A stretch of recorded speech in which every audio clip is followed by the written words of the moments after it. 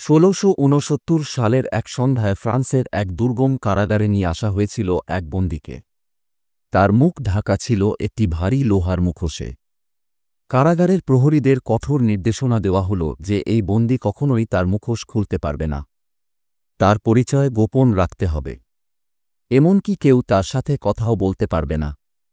যদি কেউ এই নিয়ম ভঙ্গ করে তবে তার শাস্তি হবে মৃত্যুদণ্ড। কিন্তু কে ছিল এই বন্দী? কেন তাকে এত গোপনীয়তার সাথে রাখা হয়েছিল? এটি কি শুধুই একটি শাস্তি ছিল, নাকি এর পেছনে লুকিয়েছিল কোনো ভয়ঙ্কর ষড়যন্ত্র?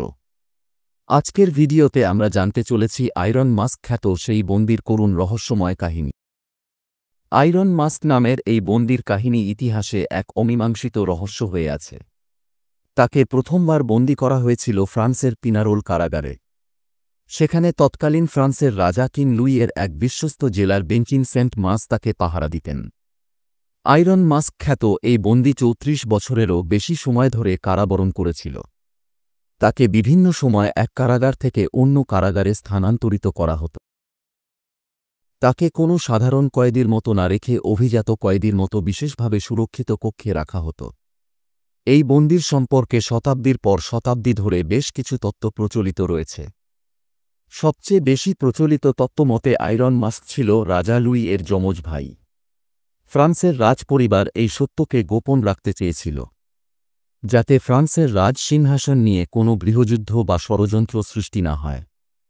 ভোল্তেয়ার ও আলেকজান্ডার ডুমা তাদের লেখায় এই তত্ত্বকে সমর্থন করেছেন।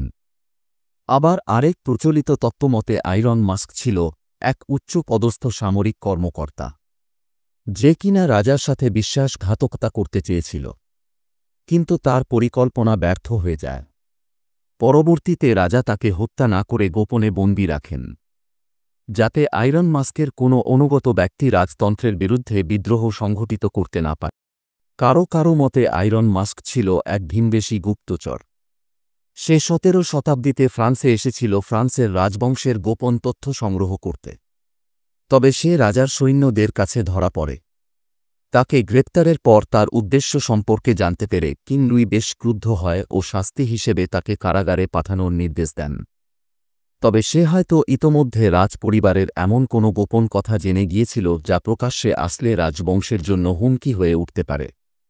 তাই কিং লুই কঠোর নির্দেশনা দেয় যে তাকে এমনভাবে মাস্ক পরাতে হবে যাতে সে কোনো কথা বলতে না পারে। আবার অনেকের মতে আয়রন মাস্কের প্রকৃত নাম ছিল নিকোলাস ফুকে, যে কিনা ফ্রান্সের রাজকোষাধ্যক্ষ ছিল। ফুকে ছিল একজন ক্ষমতাশালী ও ধনী ব্যক্তি।